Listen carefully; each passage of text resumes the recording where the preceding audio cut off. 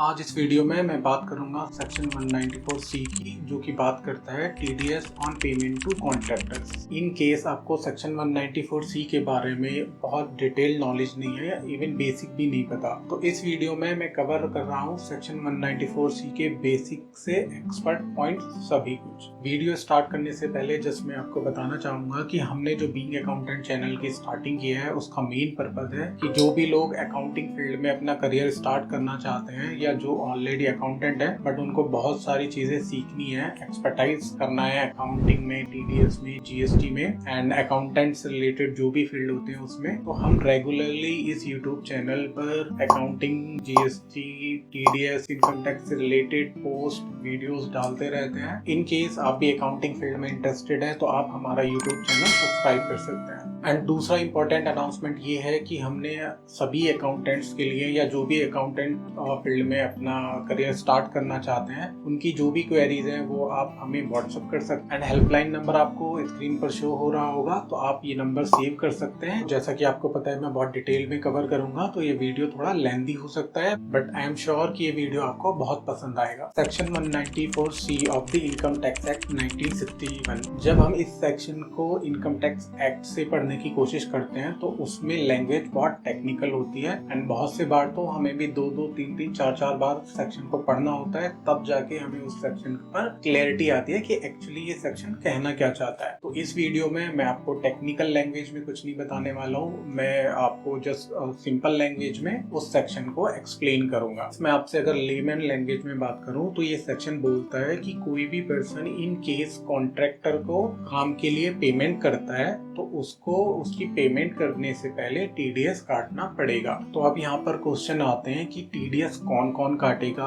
कौन नहीं काटेगा, कॉन्ट्रैक्टर किसको बोलेंगे, या टीडीएस हमें इवन हम 100 रुपीज की पेमेंट करेंगे तब भी टीडीएस काटना है, मतलब कोई अमाउंट पे रिलेटेड कोई गवर्नमेंट का क्राइटेरिया है, या अगर मुझे टीडीएस काटना है तो किस रेट पे काटना है, मैं कितना टीडीएस काटूं जब उसको पेमेंट कर रहा हूँ। एंड एक ये भी क्वेश्चन हो सकता है कि टीडीएस कब काटना है, किस टाइम पे एग्जैक्टली मुझे टीडीएस काटना है। तो इन सभी क्वेश्चन के जो आंसर्स हैं वो सेक्शन 194C में ही लिखे हुए हैं, तो मैं वन बाय वन उन क्वेश्चंस के रिप्लाई करूंगा एंड साथ ही साथ मैं इन सेक्शन पर आपको अपनी एक्सपर्ट एडवाइस भी दूंगा। पहला जो हमारा क्वेश्चन है कि टीडीएस किस किस को काटना है, तो इसमें सेक्शन 194C बताता है कि टीडीएस सभी कंपनीज को काटना है, चाहे वो पब्लिक लिमिटेड कंपनीज है, प्राइवेट लिमिटेड कंपनीज है, चाहे वो सेक्शन 8 कंपनीज है, राइट। इसके अलावा जो पार्टनरशिप फर्म होती है, चाहे वो नॉर्मल पार्टनरशिप फर्म हो या एलएलपी है, उनको भी टीडीएस काटना होता है। एंड थर्ड, कोऑपरेटिव सोसाइटी को भी टीडीएस काटना होता है एंड जो नॉर्मल एनजीओ चलती है एज ए सोसाइटी उनको भी टीडीएस काटना होता है। इसके अलावा ट्रस्ट हो गया, इनको भी टीडीएस काटना होता है। तो ये जो मैंने अभी तक नाम लिए हैं, companies, partnership firm, cooperative society, society और ट्रस्ट, इनको मैंडेटरी टीडीएस काटना होता है। इट मींस जब ये रजिस्टर्ड होते हैं इनके पास 10 नंबर भी होना चाहिए। मैंने स्पेशली सोसाइटी एंड ट्रस्ट के केस में देखा है, जो लोग एनजीओ चलाते हैं सोसाइटी एंड ट्रस्ट के फॉर्म में, कि वो लोग टीडीएस पे बिल्कुल भी फोकस नहीं करते हैं। उनको लगता है कि हम चैरिटेबल एक्टिविटीज कर रहे हैं तो टीडीएस के कंप्लायंस हम पे एप्लीकेबल नहीं होंगे। बट जैसा कि मैंने आपको बताया, सेक्शन 194C क्लियरली बोलता है कि इन कंपनीज को टीडीएस काटना ही है। इसके अलावा जो मोस्ट इंपॉर्टेंट पार्ट है वो है इंडिविजुअल एंड एचयूएफ। एंड मैं इसको इंपॉर्टेंट इसलिए बोल रहा हूँ क्योंकि इंडिया में जो मैक्सिमम नंबर ऑफ बिजनेस चलते हैं वो एज ए इंडिविजुअल या प्रोप्राइटरशिप चलते हैं। इवन प्रोप्राइटरशिप भी इंडिविजुअल की कैटेगरी में आती है टीडीएस डिडक्शन के पॉइंट ऑफ व्यू से। तो स्पेशली इनकम टैक्स में इंडिविजुअल मतलब प्रोप्राइटरशिप या एचयूएफ के लिए स्पेशल प्रोविजन है, मतलब उनको मैंडेटरी टीडीएस नहीं काटना है। यहाँ पर गवर्नमेंट ने उनको रिलैक्सेशन दिया है। एंड रिलैक्सेशन क्या दिया है? रिलैक्सेशन ये है कि जो भी इंडिविजुअल प्रोप्राइटर या एचयूएफ इन केस बिजनेस करता है तो उसका लास्ट ईयर का, लास्ट मतलब अगर मैं अभी की बात कर रहा हूँ कि मुझे टीडीएस काटना है नहीं काटना है, तो इसके लिए मुझे अपने लास्ट ईयर का टर्नओवर, ग्रॉस रिसीट या सेल्स चेक करनी होगी। इन केस मैं बिजनेस करता हूँ, मैं इन द सेंस कि इंडिविजुअल या एचयूएफ बिजनेस कर रहा है, तो उसकी जो टर्नओवर टर्नओवर या ग्रॉस रिसीट्स है वो in case 1 CR 1 crore exceed कर गई थी लास्ट ईयर तो ही उसको करंट ईयर में टीडीएस काटना है। एंड इन केस वो इंडिविजुअल एचयूएफ बिजनेस नहीं करता है, वो किसी प्रोफेशन में है जैसे डॉक्टर, इंजीनियर, लॉयर, इस टाइप के किसी भी प्रोफेशन में, मतलब प्रोफेशन की और भी लिस्ट है, ये जस्ट मैंने एग्जांपल दिए हैं। तो उस केस में जो लास्ट ईयर हमें चेक करना है वो ये देखना है कि उनका इन केस टर्नओवर या ग्रॉस रिसीट लास्ट ईयर में 50 लाख एक्सीड कर गई थी तो उसी केस में हमें फिर करंट ईयर में टीडीएस काटना है। एंड इससे मुझे याद आया, हमारे एक क्लाइंट थे, उनका करंट ईयर में टर्नओवर एक्सीड कर रहा है 1 CR प्लस एंड वो बिजनेस कर रहे हैं। तो उन्होंने मुझसे पूछा कि मेरा टर्नओवर 1 CR क्रॉस कर रहा है तो मुझे अभी टीडीएस काटना है नहीं काटना है। तो जैसा कि मैंने आपको बताया कि ये जो हमें चेक करना है इंडिविजुअल या प्रोप्राइटर के केस में टीडीएस काटना है नहीं काटना है, वो हमें चेक करना है लास्ट ईयर में। तो मैंने जब उनका लास्ट ईयर का टर्नओवर चेक किया तो मैंने पाया कि उनका टर्नओवर 1 करोड़ से कम था, मतलब 80 लाख के आसपास था। तो इसलिए मैंने उनको एडवाइस किया कि आपको करंट ईयर में टीडीएस नहीं काटना है। क्यों? क्योंकि आपका जो लास्ट ईयर का टर्नओवर है वो 1 CR से कम है। रीजन बीइंग आप बिजनेस कर रहे हो। इन केस वो प्रोफेशनल होते एंड उनका 80 लाख टर्नओवर होता लास्ट ईयर में, तो प्रोफेशनल के केस में तो 50 लाख टर्नओवर चेक करते हैं, तो 50 लाख से ऊपर तो टीडीएस की प्रोविजन एप्लीकेबल हो जाते हैं। तो थैंकफुली मेरा क्लाइंट बिजनेस कर रहा था, प्रोफेशन में नहीं था, इसलिए उनको टीडीएस की एप्लीकेबिलिटी नहीं हुई। इन केस वो प्रोफेशनल होते तो 50 लाख की लिमिट है, वो ऑब्वियस लास्ट ईयर का टर्नओवर 80 लाख था तो उस केस में उनको टीडीएस की कंप्लायंस करने होते। तो यहाँ मैं आपको समराइज करता हूँ। आपको ये चेक करना है कि जो पर्सन पेमेंट कर रहा है, पेयर जो है, उसका टाइप ऑफ रजिस्ट्रेशन क्या है। इन केस वो कंपनी है, पार्टनरशिप फर्म है, कोऑपरेटिव सोसाइटी, ट्रस्ट, ये सब है तो उनको मैंडेटरी टीडीएस काटना होता है बिना लास्ट ईयर का टर्नओवर चेक किए। इन केस उन पर 100 रुपीज की या 1 लाख की भी सेल है, कुछ भी हो, वैल्यू डजंट मैटर, उन पे मैंडेटरी टीडीएस के कंप्लायंस एप्लीकेबल होते हैं। But in case of individual and HUF तो उस केस में हमें चेक करना होता है कि इंडिविजुअल या एचयूएफ का पिछले साल टर्नओवर क्या था। तो उसमें मैंने आपको बताया कि इन केस आपके जो इंडिविजुअल या एचयूएफ हैं वो बिजनेस कर रहे थे तो उस केस में हमें चेक करना होता है कि उनकी ग्रॉस रिसीट लास्ट ईयर में 1 CR क्रॉस थी या नहीं। इन केस 1 CR क्रॉस होती है तो उन पे टीडीएस के प्रोविजन अप्लाई हो जाते हैं नेक्स्ट ईयर से।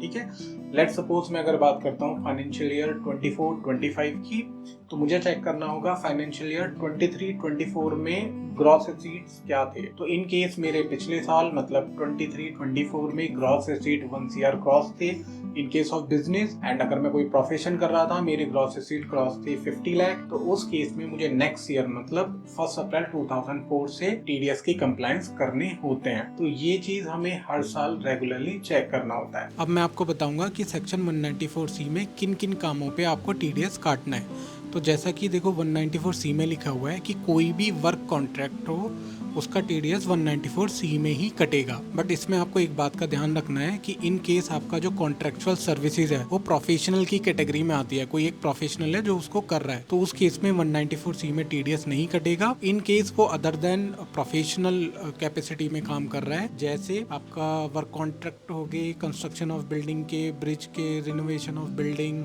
सप्लाई ऑफ लेबर, ये सब उसी टाइप के एग्जाम्पल हैं जो उसमें वो जो काम होता है एज ए प्रोफेशनल नहीं होता। तो इन सब पर आपको 194C में ही टीडीएस काटना है। तो आपको जस्ट सिंपल ये ध्यान रखना है किसी भी टाइप का काम हो वो एक कॉन्ट्रैक्ट के थ्रू हो रहा है तो उसका टीडीएस 194C में कटेगा। एंड मोर क्लियरिटी के लिए गवर्नमेंट ने कुछ सर्विसेज को स्पेशली डिफाइन किया है कि आप इनका टीडीएस भी 194C में ही काटेंगे। एंड इनको डिफाइन करने का गवर्नमेंट का स्पेशल पर्पस ये है कि कहीं कोई कंफ्यूजन नहीं हो कि इसका टीडीएस 194C में कटेगा या दूसरे सेक्शन में कटेगा। तो गवर्नमेंट ने जब यहाँ क्लियरली लिख दिया है सर्विसेज का नाम, जो कि मैं अब आपको वीडियो में आगे बताऊंगा, तो उन सर्विसेज पे सेक्शन 194C में ही टीडीएस कटना है। अगर मैं कंक्लूड करूँ तो 194C में किसी भी टाइप का कॉन्ट्रेक्चुअल अगर आप काम करा रहे हो, पेमेंट कर रहे हो, तो 194C में ही टीडीएस कटेगा। एंड 194C में कुछ सर्विसेज स्पेशली गवर्नमेंट ने डिफाइन की हैं, उनका टीडीएस भी 194C में ही कटेगा, जिस सर्विसेज को मैं अब वीडियो में आपको बताऊंगा। तो अगर मैं वर्क लिस्ट की बात करूं तो इसमें 194C ने जो लिस्ट बताई है वो है एक तो एडवर्टीजमेंट, दूसरा ब्रॉडकास्टिंग एंड टेलीकास्टिंग, तीसरा है carriage of goods and passenger by any mode of transport other than railway, fourth हमारा है कैटरिंग एंड फिफ्थ हमारा पॉइंट है मैन्युफैक्चरिंग और supplying of a product according to requirement और स्पेसिफिकेशन ऑफ द कस्टमर। इसके साथ में है कि ये उस केसेस को कवर करता है कि जहां पर हमने जो मटेरियल है वो सेम कस्टमर से खरीदा हो। अगर मैं यहाँ पे ट्राई करूँ कि ये किस टाइप की एक्टिविटीज को कवर कर रहा है, तो यहाँ पर ये जनरली जॉब वर्क को कवर करता है कि जॉब वर्क पे क्या करते हैं, हम कस्टमर से खरीदते हैं या कस्टमर सामान बेचता है, उस पर हम अपना एक्टिविटीज करके वैल्यू ऐड करके उसको बेच देते हैं या वापस कर देते हैं। तो इस टाइप के केसेस को यहाँ पे कवर कर रहा है। तो अब इन सभी 5 टाइप के कामों को मैं आपको प्रैक्टिकली समझाऊंगा। पहला पॉइंट इसमें बहुत सिंपल है, एडवर्टाइजिंग। एडवर्टाइजिंग मतलब हो गया कोई भी कंपनी अपनी प्रोडक्ट या सर्विसेज का एडवर्टीजमेंट करती है। जैसे हम फेसबुक पे आपने ऐड देखे होंगे, गूगल पे ऐड देखे होंगे, या आप रोड से निकलते हैं तो रोड के किनारे बड़े बड़े होर्डिंग लगे होते हैं। तो ये बेसिकली एडवर्टीजमेंट होता है। तो एडवर्टीजमेंट पे जो टीडीएस कटता है वो सेक्शन 194C में ही कटता है। ठीक है। सेकंड हमारा पॉइंट था broadcasting and telecasting including production of programmes. Broadcasting and telecasting का मतलब है, लेट सपोज मैंने कोई भी वीडियो रिकॉर्ड करी, चाहे वो मेरा एडवर्टीजमेंट है, प्रमोशनल है या इन्फॉर्मेशनल वीडियो है, फिर मैंने उसको किसी को दे दिया कि इस वीडियो को आप सभी को दिखाइए। जैसे आप न्यूज देखते हो तो न्यूज आप सभी को, बहुत सारे लोगों को दिखाई देती है, तो वो ब्रॉडकास्टिंग एंड टेलीकास्टिंग के थ्रू ही होती है। तो जो मैं पेमेंट करूंगा ब्रॉडकास्टिंग एंड टेलीकास्टिंग के लिए, तो मुझे 194C में टीडीएस काटना है। एंड इसमें एक टर्म है इंक्लूडिंग प्रोडक्शन ऑफ प्रोग्राम्स। तो इसका मतलब है, लेट सपोज मैं किसी एजेंसी को हायर करता हूँ एंड मैं बोलता हूँ कि मेरी एक आप वीडियो बनाइए, तो यहाँ पर वो क्या करेंगे, प्रोडक्शन ऑफ प्रोग्राम करेंगे, मेरी एक वीडियो रिकॉर्ड करेंगे होती है। तो ये सब कॉन्ट्रेक्चुअल सर्विसेज हैं जो कि इस क्लॉज में कवर होती है, broadcasting and telecasting including production of programme. तो इस टाइप की पेमेंट्स का टीडीएस भी 194C में ही काटना है। थर्ड हमारा है कैरियज ऑफ गुड्स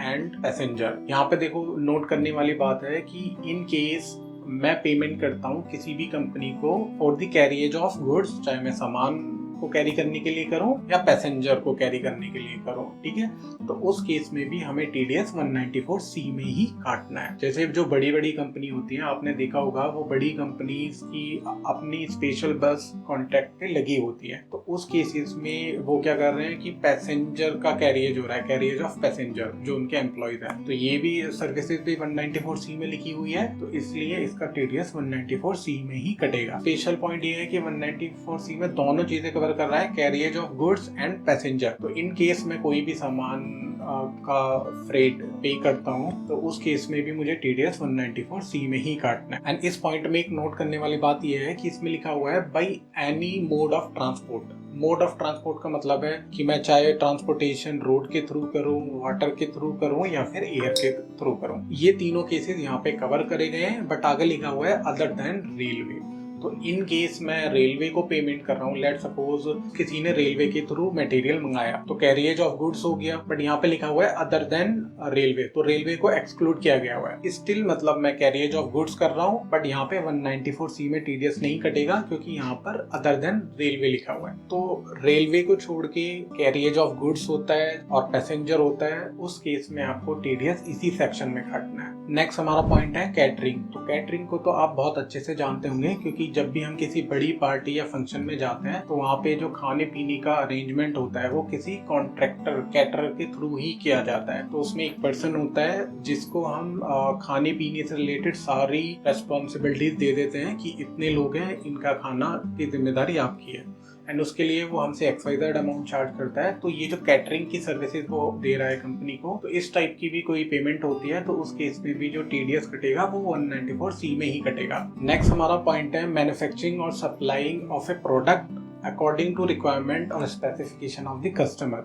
यहाँ पे ये कहता है कि इन केस हम कोई भी प्रोडक्ट को मैन्युफैक्चर करते हैं या सप्लाई करते हैं कस्टमर की रिक्वायरमेंट के हिसाब से, तो उस केस में 194C लगेगा। तो अगर आप प्रैक्टिकली देखेंगे जो भी प्रोडक्ट मैन्युफैक्चर हो रहा है या सप्लाई किया जा रहा है वो कस्टमर की रिक्वायरमेंट या स्पेसिफिकेशन के हिसाब से ही किया जा रहा है, राइट? क्योंकि बिजनेस में क्या होता है, हम कस्टमर की रिक्वायरमेंट को समझते हैं, उसी हिसाब से फिर अपनी मैन्युफैक्चरिंग या सप्लाई स्टार्ट करते हैं। तो इसका मतलब ये बिल्कुल भी नहीं है कि जो भी हम सेल कर रहे हैं कस्टमर के लिए, मैन्युफैक्चर कर रहे हैं कस्टमर के लिए, हर केस में ही टीडीएस कटेगा। बट जो टीडीएस कटना है उसके लिए इसमें एक और कंडीशन है कि जो हम प्रोडक्ट सप्लाई कर रहे हैं या मैन्युफैक्चर कर रहे हैं उसके लिए जो रॉ मटेरियल है या मटेरियल हमें उसी कस्टमर से खरीदा है, तभी हम सेक्शन 194C में टीडीएस काटेंगे। तो ये इस टाइप का सिनेरियो हो सकता है। लेट सपोज एक फर्नीचर की शॉप है, राइट, एंड फर्नीचर की शॉप में एक कस्टमर आता है, वो बोलता है कि मुझे एक बड़ा सा बेड बना दो एंड उसके लिए जो मटेरियल है लाइक प्लाईवुड या वुड जो भी होगा उसको मैं ही आपको दूंगा। तो अब यहाँ पे क्या हुआ है कि जो उसका मटेरियल है वो उसी कस्टमर से आया है जिसके लिए हम वो मटेरियल बना रहे हैं, ठीक है।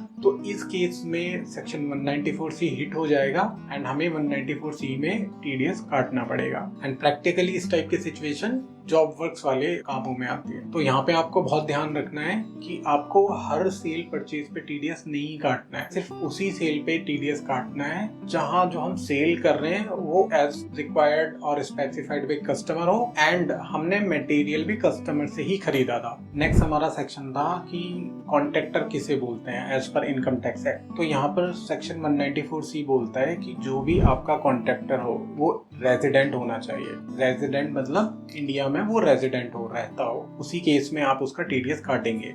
तो यहाँ से ये क्लियरिटी आती है, इन केस लेट सपोज मेरी बहुत बड़ी कंपनी है एंड मैं किसी आउट ऑफ इंडिया से किसी कॉन्ट्रैक्टर को कोई काम देता हूँ, उसको लेट सपोज ऑफिस बनाना हो गया, बिल्डिंग बनाना हो गया, तो उस केस में जो कॉन्ट्रैक्टर है वो तो रेजिडेंट है ही नहीं क्योंकि वो आउट ऑफ इंडिया रहता है। तो उस केस में मुझे सेक्शन 194C में टीडीएस नहीं काटना है। रीजन, कॉन्ट्रैक्टर रेजिडेंट नहीं है। तो आपको कॉन्ट्रैक्टर के केस में सबसे पहले चेक करना है कि कॉन्ट्रैक्टर रेजिडेंट है या नहीं। इन केस कॉन्ट्रैक्टर रेजिडेंट है उसी केस में सेक्शन 194C एप्लीकेबल होगा, अदरवाइज 194C में टीडीएस नहीं काटना है। एंड इसके अलावा आपको ध्यान रखना है कि कॉन्ट्रैक्टर कोई भी हो सकता है, कोई एक इंडिविजुअल भी हो सकता है, एचयूएफ भी हो सकता है, कंपनी भी हो सकती है, पार्टनरशिप फर्म भी हो सकती है, एनजीओ भी हो सकती है। कॉन्ट्रैक्टर कोई भी हो सकता है। जैसे मैंने आपको बताया था कि कौन टीडीएस काटेगा, तो उस केस में सभी लोग कवर्ड थे, कंपनी, पार्टनरशिप फर्म, एलएलपी हो गया आपका, सोसाइटी, इंडिविजुअल, एचयूएफ, सभी लोगों को रिक्वायरमेंट थी कि वो टीडीएस काटें। सेम वे में यहाँ पे भी जिसको हम पे कर रहे हैं वो कोई भी हो, चाहे वो इंडिविजुअल हो, एचयूएफ हो, कंपनी हो, पार्टनरशिप फर्म, सोसाइटी, मैटर नहीं करता। तो सभी लोग इस कैटेगरी में आते हैं। एंड स्पेशली यहाँ पे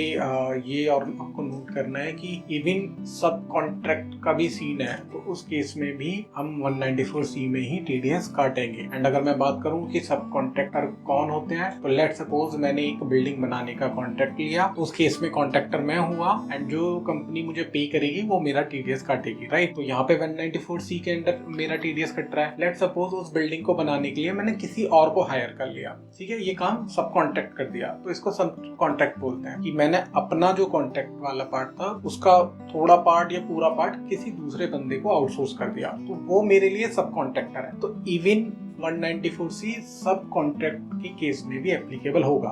तो इट मीन्स जब मैं उसको पेमेंट करूंगा तो मुझे भी 194C में टीडीएस काटने की रिक्वायरमेंट आएंगी। तो अगर मैं समराइज करूं कॉन्ट्रैक्टर को, तो contractor must be resident and second आपको चेक करना है कि वो कोई भी हो, डजंट मैटर, चाहे कंपनी है, पार्टनरशिप फर्म है, HUF, individual, doesn't matter. Third, even वो सब कॉन्ट्रैक्टर भी है तब भी 194C एप्लीकेबल होगा। अभी तक मैंने आपको बताया कि टीडीएस कौन काटेगा, किस काम पर काटेगा एंड कॉन्ट्रैक्टर कौन होगा। एंड अब क्वेश्चन आता है कि टीडीएस जो काटना है वो सभी केसेस में काटना है या कोई अमाउंट रिलेटेड एक वैल्यू फिक्स की गई है कि इससे ऊपर होने पे टीडीएस काटना है या इस वैल्यू से नीचे होने पे टीडीएस काटना है। तो देखिए, इनकम टैक्स में दो कंडीशन दी हुई है वैल्यू को लेकर। एक कंडीशन है सिंगल पेमेंट, लेट सपोज किसी कॉन्ट्रैक्टर को एक ही बार पेमेंट हुई है या एक ही बिल आया है, तो उस केस में आपको देखना है कि उसकी वैल्यू, सिंगल जो पेमेंट हम कर रहे हैं बिल है, 30,000 से एक्सीड होनी चाहिए, तभी आपको टीडीएस काटना है। इसके अलावा दूसरी कंडीशन है, ये भी हो सकता है कि हमने एक कॉन्ट्रैक्टर को बार बार पेमेंट की हो या उससे एक से ज्यादा बार काम कराया हो, तो यहाँ पे हमें एग्रीगेट मतलब सबका टोटल करना है कि पूरे साल में हमने उससे कितने रुपए का काम कराया या कितना पेमेंट किया है। तो उसकी जो लिमिट है वो है 1 लाख। इन केस हम 1 लाख से ऊपर पेमेंट कर रहे हैं, एग्रीगेट्स ऑफ द पेमेंट, तो उस केस में हमें 194C में टीडीएस काटना है। तो यहाँ पे मैंने आपको दो लिमिट बताई, एक तो सिंगल पेमेंट के केस में आपको चेक करना है 30,000 से ज्यादा चेक करना है, 30,000 तक आपको टीडीएस काटने की जरूरत नहीं है सिंगल पेमेंट के केस। इन केस एक से ज्यादा बार बिल लिए गए, काम कराया गया है या पेमेंट हुई है उसको ड्यूरिंग द ईयर, तो उस केस में हमें सबको क्लब करना है, एग्रीगेट करना है। एंड यहाँ पे जो लिमिट है वो 1 लाख है। इन केस 1 लाख से ऊपर पेमेंट किया है, 1 लाख से ऊपर के बिल आए, तो उसी केस में हमें 194C में TDS काटना है। तो जब भी आप 194 में TDS की एप्लीकेबिलिटी चेक करते हैं तो आपको वैल्यू वाइज भी देखना होगा कि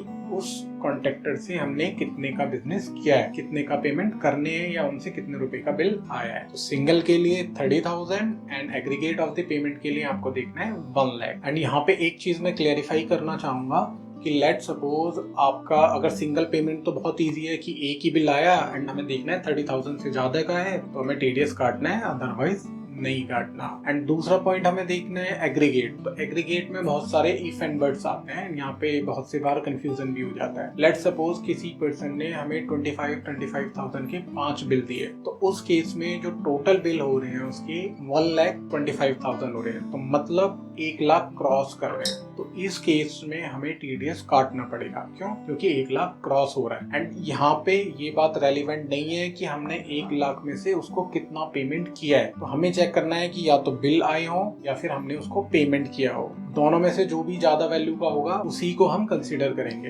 एंड लेट सपोज जो मैंने ये एग्जांपल लिया, कभी कभी ऐसा होता है कि हमें नहीं पता होता कि किस कॉन्ट्रैक्टर से हम कितना काम कराएंगे। फॉर एग्जांपल जो मैंने एग्जांपल था अभी, उसमें हमने पहला काम कराया, 25,000 का बिल आया, हमें नहीं पता था आगे भी उससे काम कराना है। फिर हमने दूसरी बार कराया काम, तो स्टिल उसका जो 50,000 रुपए हो गया टोटल वैल्यू। तो सिंगल ट्रांजेक्शन तो है नहीं, क्योंकि सिंगल ट्रांजेक्शन की लिमिट हमारी 30,000 है एंड एग्रीगेट की 1 लाख। तो यहाँ पे दोनों में ये कवर नहीं हो रहा है 2 बिल तक, तो हमने तब भी TDS नहीं काटा। फिर तीसरा बिल आया, तीसरे में भी सिंगल ट्रांजेक्शन हमारा 30 क्रॉस नहीं हो रहा एंड एग्रीगेट हमारा 75 बन रहा है, तो 1 लाख से कम है, अभी भी हमने TDS नहीं काटा। जब फोर्थ बिल आया, फोर्थ बिल पे भी 25,000 का था, तो 25 सिंगल पेमेंट 30,000 क्रॉस नहीं कर रहा है, तो हमें TDS नहीं काटना था। एंड एग्रीगेट भी अभी तक 1 लाख क्रॉस नहीं हुआ है। देखो 1 लाख क्रॉस कराना है तभी TDS काटना है, तो अभी 1 लाख बन रहा है, स्टिल हमें यहाँ भी TDS नहीं काटना है। बट जैसे ही हमारा फिफ्थ बिल आएगा तो यहाँ पे क्या हो रहा है, सिंगल ट्रांजेक्शन 30,000 क्रॉस नहीं कर रहा,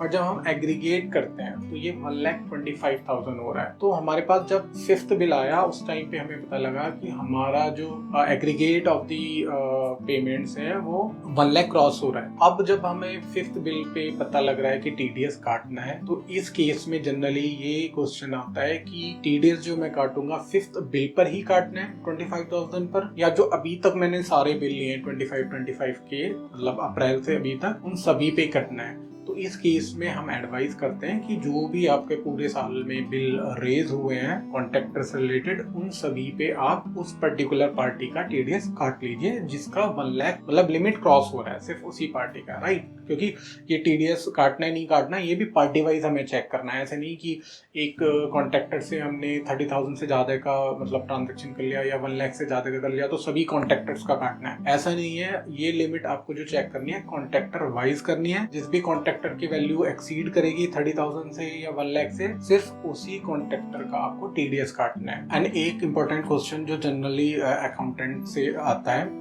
तो उनमें बेसिकली ये कंफ्यूजन होता है कि हम जो TDS काटें किस वैल्यू पे काटें। एंड किस वैल्यू का मतलब इसलिए आता है क्योंकि जब भी कोई बिल आता है GST में, जो भी रजिस्टर्ड पर्सन से हम परचेज करते हैं, तो वो क्या करता है, एक टैक्सेबल वैल्यू होती है, फिर उसमें वो टैक्स ऐड करता है, उसके बाद टोटल इनवॉइस वैल्यू आती है। तो यहाँ पे अब कंफ्यूजन ये रहता है कि हम टैक्सेबल वैल्यू पे काटें या जो वैल्यू टैक्स इंक्लूडिंग है उस पे TDS काटें। तो लेट सपोज मैं एक एग्जांपल लेता हूँ। एक इनवॉइस आया जिसमें टैक्सेबल वैल्यू थी 1 लाख एंड उसमें 18% GST उन्होंने ऐड किया हुआ था, जो कि 18,000 होता है 1 लाख का। अब यहाँ पर जो इनवॉइस की वैल्यू आएगी वो आएगी 1 लाख प्लस 18,000, तो 1,18,000 की उस कंपनी को पेमेंट करनी है। तो यहाँ पे अकाउंटेंट का जो कंफ्यूजन होता है कि मैं 1 लाख पे TDS काटूं या 1,18,000 पे।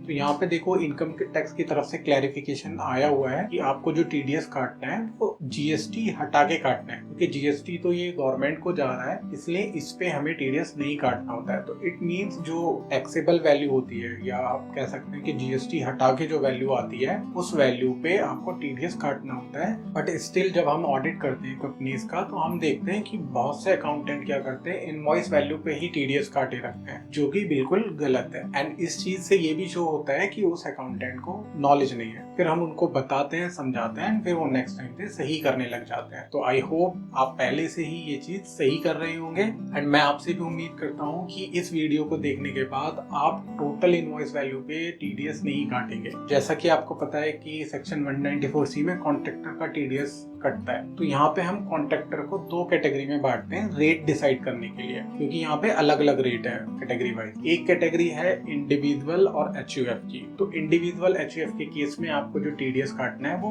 1% काटना है। इसके अलावा इन केस जो आपका कॉन्ट्रैक्टर है वो other than individual and HUF है, तो उस केस में आपको जो टीडीएस काटना है वो 2% काटना है। तो यहाँ पे टीडीएस के रेट जस्ट डबल हो रहे हैं। तो लेट सपोज जैसे मैंने आपको 2 लाख का एग्जांपल दिया, वहां पे आपका कॉन्ट्रैक्टर अगर इंडिविजुअल है तो उस केस में आपको 1% के हिसाब से सिर्फ 1000 रुपए टीडीएस जमा करना है। एंड इन केस आपका contractor other than individual and HUF होता है एंड वैल्यू स्टिल 2 लाख है, तो उस केस में आपके रेट डबल है, मतलब 2% आपको काटना है। तो उस केस में आपको 4000 उनका टीडीएस जमा करना है। एंड प्रैक्टिकली ऑडिट के टाइम पे मैंने देखा है कि अकाउंटेंट कंफ्यूज रहते हैं कि किसका 1% काटना है, किसका 2% काटना है। एंड इंडिविजुअल एचयूएफ के केस में जैसा मैंने आपको बताया कि 1% टीडीएस का रेट है, बट स्टिल वो लोग इंडिविजुअल एंड एचयूएफ का भी 2% टीडीएस काटे रहते हैं। इस केस में क्या होता है, जब टीडीएस ज्यादा कट जाता है तो उन लोगों को अकाउंट में कम पैसा मिलता है, उनका वर्किंग कैपिटल ब्लॉक होता है। एंड ये भी शो करता है कि अकाउंटेंट को कंप्लीट नॉलेज नहीं है, क्योंकि वो ज्यादा टीडीएस काट रहा है। टीडीएस रेट से रिलेटेड मैं आपको अब कुछ इंपॉर्टेंट पॉइंट बताऊंगा जिनका आपको ध्यान रखना है।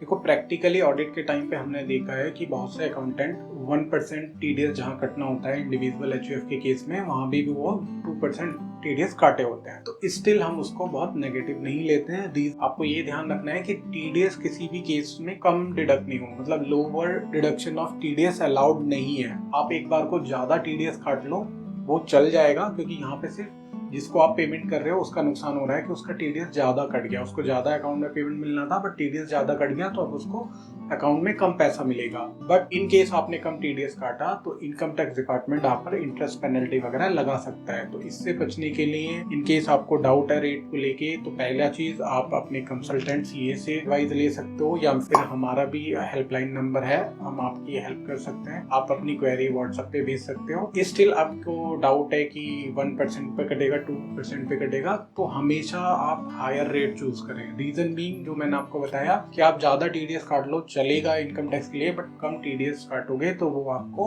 इंटरेस्ट पेनल्टी लगा देगा। एंड दूसरा इंपॉर्टेंट पॉइंट टीडीएस रेट को लेके ये है, इन केस जो आपका कॉन्ट्रैक्टर है वो अपना पैन नंबर नहीं देता है, क्योंकि टीडीएस जो कटता है वो पैन नंबर पे डिपॉजिट होता है। इन केस आपके पास कॉन्ट्रैक्टर का पैन नंबर नहीं है तो आपको चाहिए कि आप कॉन्ट्रैक्टर को बात करके उससे पैन नंबर लीजिए। ऐसा नहीं है कि आपके रिकॉर्ड में नहीं है तो आपको लिख देंगे कि पैन नंबर नहीं है। पहले आपको कॉन्ट्रैक्टर से बात करके पैन नंबर लेना है। इन केस आपको पैन नंबर मिल जाता है तब तो मैंने आपको टीडीएस के रेट बताए हुए हैं कि 1% और 2% लगते हैं, जैसे भी सिचुएशन होती है। बट लेट सपोज आपको पैन नंबर नहीं मिलता, आपने कॉन्ट्रैक्टर से मांगा उसने नहीं दिया, तो उस केस में जो आपके टीडीएस के रेट हैं वो गवर्नमेंट 20% के लिए बोल दिया। तो इट मींस उस केस में आपको टीडीएस 20% काटना है। तो कहाँ 1-2% टीडीएस कट रहा होता है, अब सीधा 20% हो गया, तो ये बहुत ज्यादा टीडीएस हो जाता है। तो इसलिए जनरली सभी लोग अपना पैन दिए होते हैं। इन केस ये एक्सेप्शनल सिचुएशन के लिए गवर्नमेंट ने बनाया हुआ है कि पैन नंबर नहीं है आपके पास कॉन्ट्रैक्टर का, तो उस केस में आप 20% टीडीएस काटेंगे। इसके अलावा इंडियन गवर्नमेंट पिछले 2 साल से एटलीस्ट ट्राई कर रही है कि सभी लोगों के पैन कार्ड आधार कार्ड से लिंक हो जाए। मैक्सिमम लोगों ने करा लिए, बट अभी भी काफी ऐसे लोग हैं जिन्होंने अपने पैन आधार को लिंक नहीं कराया है।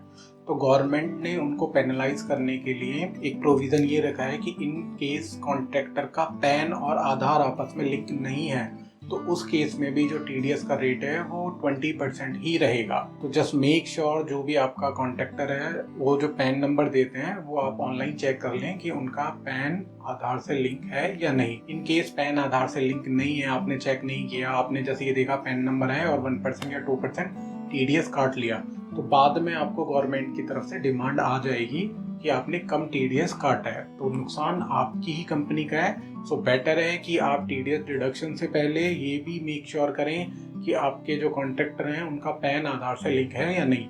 इन केस लिंक नहीं है तो आपको फिर 20% टीडीएस काटना है। एंड इसके अलावा एक पॉइंट ये है कि जो हमारे ये टीडीएस के रेट है 1% 2%, इसमें हम सरचार्ज, एजुकेशन सेल्स वगैरह ऐड करेंगे या नहीं। देखो लॉ में क्लियरली मना किया गया है कि जो हमारे रेट है मतलब 1% और 2% उसी रेट पे टीडीएस कटेगा, इसमें कोई भी एडिशन नहीं होगा। तो आपको क्या करना है, फ्लैट रेट अप्लाई करके टीडीएस काटना है। एंड रेट को लेके इम्पोर्टेंट लास्ट पॉइंट ये है, अभी मेरे पास कुछ टाइम पहले कॉल आया था, तो उस एम्प्लॉय का क्या था, पैन आधार आपस में लिंक नहीं थे।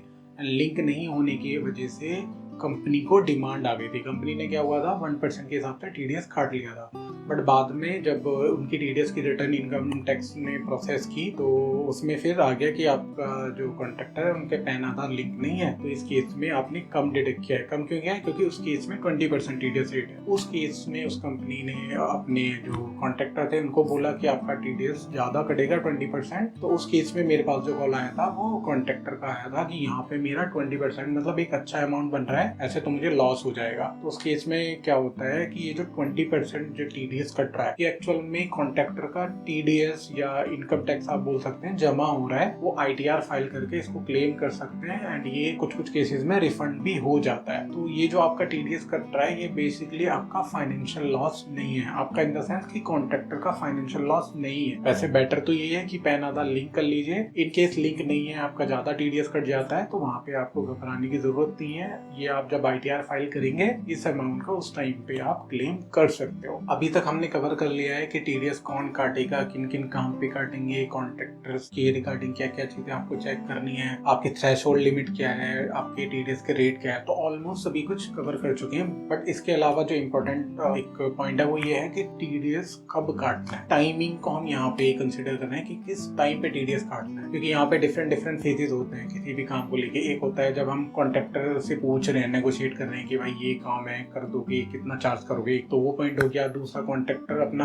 एस्टिमेट दे रहा है, उस टाइम पे काटना है। तीसरा जब हम उसको डन कर रहे हैं उस टाइम पे काटना है। चौथा जब वो बिल देगा उस टाइम पे काटना है, या जब वो सर्विस स्टार्ट करता है तब काटना है, या वो जब काम कर देता है तब काटना है। तो ये एक कंफ्यूजन वाला पार्ट है। तो 194C इसमें दो कंडीशन बोलता है कि जो भी जल्दी हो जाए तब आप टीडीएस काट लो। दो चीज क्या, एक तो बोलता है कि जब आप पेमेंट कर रहे हो, एंड सेकंड बोलता है कि जब आप अकाउंटिंग करके अपनी बुक्स में उस खर्चे को रिकॉर्ड कर रहे हो। उस खर्चे को हम रिकॉर्ड कब करते हैं, जनरली बिल आने के बाद उस एक्सपेंस को रिकॉर्ड किया जाता है। तो इट मींस अगर मैं सिंपल टर्म में बात करूं, पेमेंट की डेट या फिर बिल की date, whichever is earlier. अगर हमने पहले पेमेंट की है तो तब टीडीएस काटना है। मान लो हमने पेमेंट नहीं की है, पहले उसका बिल आया है, तो तब टीडीएस काटना है। सो टाइमिंग के रिगार्डिंग आपको देखना है कि बिल या फिर payment whichever is earlier। And अब बचता है last and most important point कि इन केस टीडीएस एप्लीकेबल होता था, सारी कंडीशन सेटिस्फाई हो रही है, बट अकाउंटेंट को पता ही नहीं था, उसने टीडीएस काटा ही नहीं, या अकाउंटेंट को पता था बट उनके जो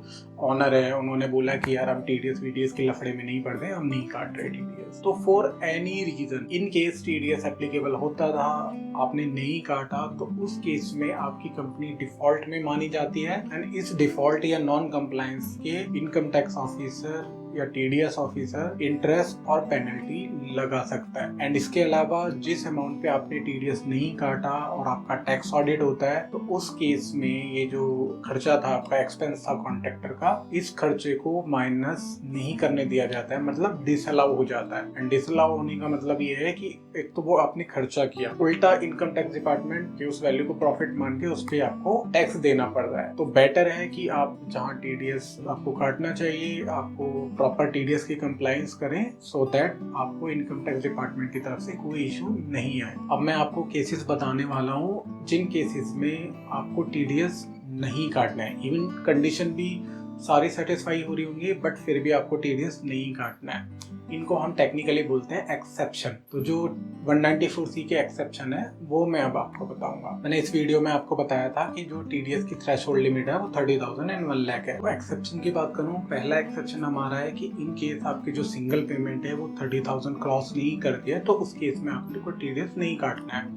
एंड ये चीज़ जब मैं आपको थ्रेश होल्ड लिमिट बता रहा था उस टाइम पे भी मैंने बताया था कि सिंगल पेमेंट के केस में 30,000 से ऊपर ही TDS कटता है। तो यहाँ एक्सेप्शन हो गया कि 30,000 या उससे कम है तो TDS नहीं काटना। सेकंड, मैंने थ्रेश होल्ड लिमिट बताते टाइम आपको बताया था कि 1 लाख से ऊपर ही आपको TDS काटना है। तो इट मीन्स 1 लाख या 1 लाख से कम की ट्रांजेक्शन है कॉन्ट्रैक्टर से तो उस कॉन्ट्रैक्टर का TDS नहीं काटना है। थर्ड हमारा एक्सेप्शन है, इन केस जो आपका कॉन्ट्रैक्टर है, आप जो सर्विसेज ले रहे हो वो पर्सनल पर्पज के लिए ले रहे हो तो उस केस में भी आपको TDS नहीं काटना है। Personal purpose in the sense, let suppose मैं हूँ, ठीक है, एक तो मेरी कंपनी है, मैं अगर कंपनी का ऑफिस बनवा रहा हूँ, ठीक है, उसमें फर्नीचर का काम करा रहा हूँ या कुछ करा रहा हूँ तो उस केस में तो ठीक है, मेरी कंपनी का काम है, ऑफिस के लिए हो गया, ऑफिस पर्पज के लिए, ठीक है, तो इस केस में मैं TDS काटूंगा। बट लेट सपोज मैं अपना पर्सनल घर बनवा रहा हूँ, है ना, वहाँ पे मैंने कॉन्ट्रैक्टर को कॉन्ट्रैक्ट दिया हुआ है 2-4 लाख रुपए का, मीन्स थ्रेशोल्ड लिमिट क्रॉस है, तो बट यहाँ पे पर्पज क्या है, पर्सनल है, तो पर्सनल केसेस में TDS नहीं कटता है। तभी आपने देखा होगा पर्सनली जब आप घर बनवाते हो या कोई भी काम कराते हो तो TDS वगैरह के इश्यूज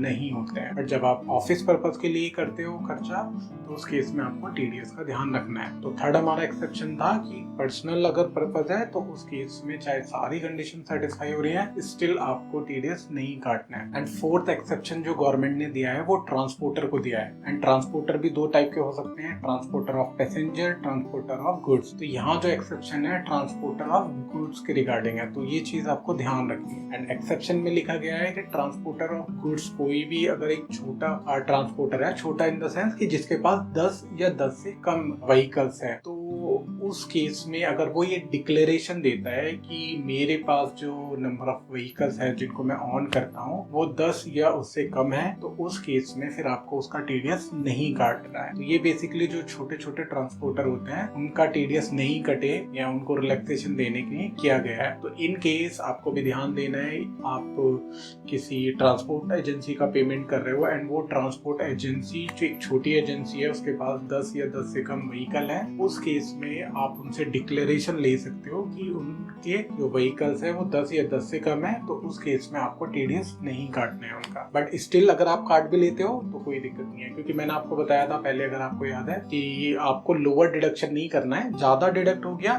चलेगा, कोई दिक्कत नहीं है। तो अब मैं आपसे डिस्कस करूंगा प्रैक्टिकल एग्जांपल्स एंड यहाँ पर आपको मुझे रिप्लाई करना है कि TDS कटेगा या नहीं कटेगा या किस रेट से कटेगा। तो पहला एग्जांपल है, लेट सपोज एक कंपनी है वो अपना ब्रांच ऑफिस बनवाने के लिए एक कॉन्ट्रैक्टर को हायर करती है एंड उस कॉन्ट्रैक्टर से काम कराने के लिए वो 50,000 एडवांस देती है कंपनी कॉन्ट्रैक्टर। तो इस केस में TDS कटेगा या नहीं कटेगा? तो देखिए यहाँ पे कंपनी जो पेमेंट कर रही है वो 30,000 से ज्यादा कर रही है जो थ्रेशोल्ड लिमिट थी, तो इसलिए इस केस में TDS कटेगा। तो रेट ऑफ TDS क्या होगा? तो यहाँ पे हमें पता होना चाहिए कि ये जो कॉन्ट्रैक्टर है इनकेस इंडिविजुअल HUF हुआ तो 1% काटेंगे, in case other than individual HUF है तो 2% काटेंगे। अब सेकंड एग्जांपल है, लेट सपोज एक स्कूल है वो अपना एनुअल फंक्शन प्लान करते हैं, तो उसके लिए एक कैटरर को हायर किया जाता है एंड कैटरर को वो पेमेंट करते हैं 1 लाख की, एग्जैक्ट 1 लाख। तो उस केस में बताइए TDS कटेगा या नहीं कटेगा? देखिए इस केस में जो 1 लाख का वो पेमेंट कर रहे हैं ये सिंगल पेमेंट एक्सीड कर रही है 30,000, तो इसलिए इस केस में कैटरर का TDS कटेगा। In case caterer individual HUF है तो 1% के हिसाब से काटेंगे, अदर देन इंडिविजुअल HUF है तो 2% के हिसाब से काटेंगे।